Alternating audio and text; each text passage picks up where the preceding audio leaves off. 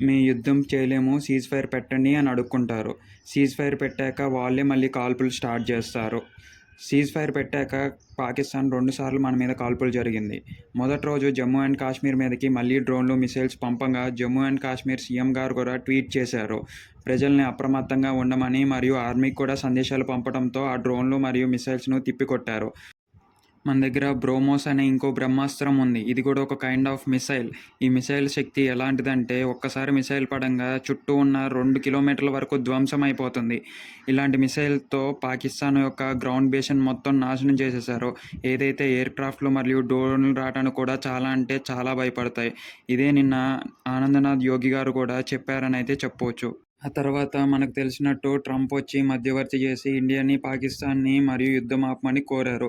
ఇదంతా ఒక ఎత్తయితే నిన్న నరేంద్ర మోడీ గారు మాట్లాడింది ఇంకొక ఎత్తనైతే చెప్పాలి.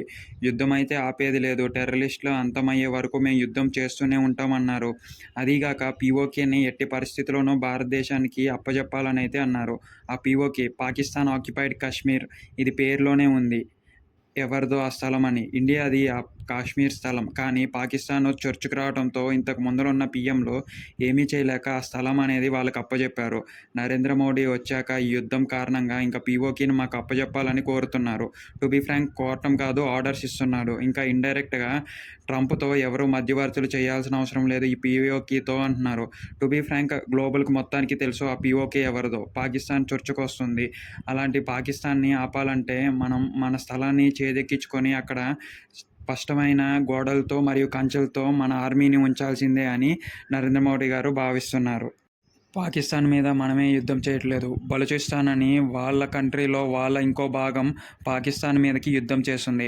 ఇటీవల నిన్న బలూచిస్తాన్ నుంచి ఇండియాకి ఒక లెటర్ వచ్చింది. అందులో ఏంటంటే ఇండియాకు మేము కంప్లీట్‌గా మద్దతు ఇస్తాము. పాకిస్తాన్‌ను మేము వెనక నుంచి యుద్ధం చేస్తాము. ముందల నుంచి మీరు తగినంతగా యుద్ధం చేయండి అండ్ మన టెర్రరిస్ట్ అటాక్‌లను తగ్గించుకుందామని బలూచిస్తాన్ నుంచి లెటర్ రావడంతో ఇండియన్స్ వాళ్ళకి ఏమీ రిప్లై ఇవ్వలేదు. కానీ పరోక్షంగా హెల్ప్ చేయొచ్చు అనే అంచనాలైతే ఉన్నాయి ఇండియా మీద. ఈరోజు ఇండియా వర్సెస్ పాక్ మేజర్ చీఫ్స్‌తో మీటింగ్ ఉంటది. కాల్పులు ఆపాలా? లేకపోతే విరమించుకుంటారా? ఇలాగే సీజ్ ఫైర్ బ్రేక్ చేస్తారా? అనే క్వెషన్‌ల మీద ఎంక్వైరీ నడుస్తూ ఉంటది. ఇరువురు కూడా ఆర్డర్స్ అనేది పాస్ చేసుకుంటే గొడవలయ్యే తగ్గే అవకాశాలు ఉన్నాయి. లేదు అంటే ఇంకా కొనసాగుతూనే ఉంటాయి. కాకపోతే ఈ పీఓకే మ్యాటర్ ఎక్కడి వరకు వెళ్తుందో తెలియాల్సి ఉంది. ఇన్‌ఫాక్ట్ ఏ గ్లోబలైజేషన్‌కైనా కూడా నరేంద్ర మోడీ ఎదుర్కోవటానికి సిద్ధంగా ఉన్నారని అయితే తెలుస్తుంది. ఎందుకంటే ట్రంప్ వ్యాఖ్యలకు కూడా వ్యతిరేకించిన పాక్‌ని ఇంకా పట్టించుకోకుండా నరేంద్ర మోడీ పీఓకే కావాలని గట్టిగా చెప్తున్నాడు కాబట్టి ఇంకా ఈసారి ఏం చేసేది లేదు.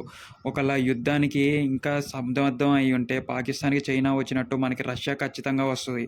సో యుద్ధం ఇంకా కొనసాగే అవకాశాలు కూడా ఉన్నాయి. మన ఈ ఛానల్లోని ఇన్ఫర్మేషన్ నచ్చినట్టయితే దయచేసి సబ్స్క్రైబ్ చేసుకోవటం మాత్రం మర్చిపోవద్దు. కింద మన కామెంట్స్ రూపంలో చెప్పండి మన దేశం ఎలాంటిది అండ్ పీఓకే మనం దక్కించుకోవడం కరెక్టో కాదో కూడా చెప్పండి.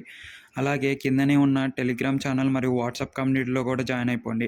టెలిగ్రామ్‌లో అమెజాన్, ఫ్లిప్‌కార్ట్ మరియు మింత్రా నుంచి వచ్చే డీల్స్ ఏవైతే ఉంటాయి మీకు తక్కువ ధరలోనే షాపింగ్ చేసుకోవచ్చు.